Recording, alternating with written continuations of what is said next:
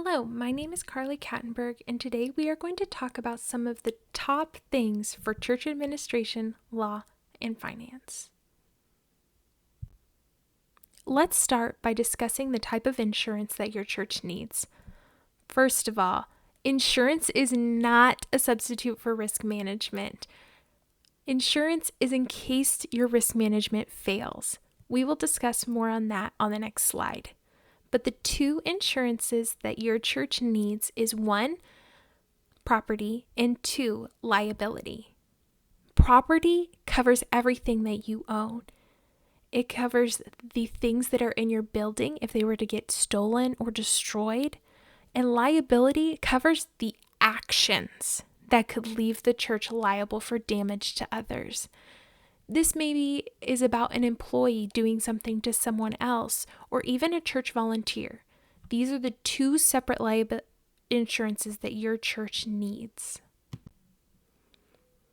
Let's just take a second and talk about risk management. Here are a few things that you need in place in your church that involve risk management. 1 is anyone who works with minors. 2 is the preventative measures in place in case there is an active shooter, and 3, if you have a registered sex offender attending your church. Those are 3 risk management things that you need discussed within your church. Let's just go over one quickly. 1, any person who is volunteering and working with minors. Here's a few things that you can have in place that creates a good risk management procedure. 1, an interview process. That way you know that this person has a good personality for working with children. 2, a background check. This shows you anything that may come up in their history. You should have a background check on every person within your church that works with minors, whether they are a pastor or not. 3, 2 references from past churches. Now, this can be a hard one for those who have come within the church for the first time, but they're working with minors. And when we are talking about minors, you need to make sure that you have a large risk management margin in place. So make sure that you find 2 references, especially from past churches, but if you can't have it from past churches, maybe from past employment, as long as it's not a family member or close friend. Number 4, the 2 adult rule. There should always be 2 adults to any number of children. Never leave any children alone with only 1 adult. This risk management tactic allows so that there is in place no question. When there are 2 adults in a room, nothing can be questioned. And if there is something questioned, the other adult can always account for the other. And another great risk management thing for working with minors is the 6th month rule.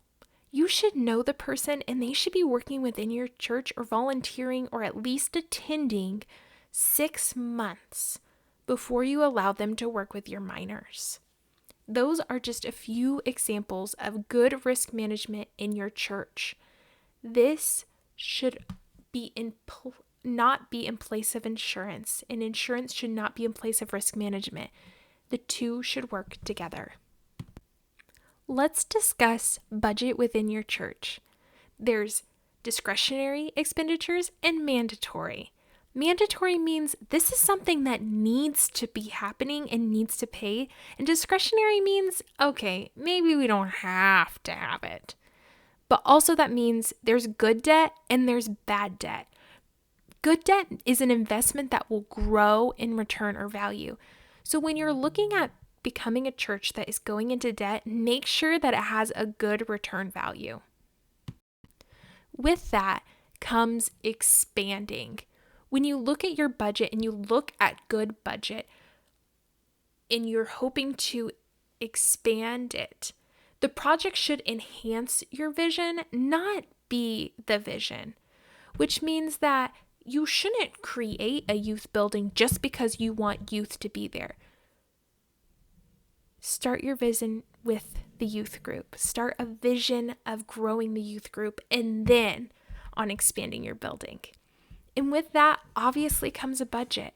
So make sure that you're looking at all cost, the hard construction, soft construction, and all the furnishing, fixtures, and equipment, because we all know that can add up. And also the source of your funding.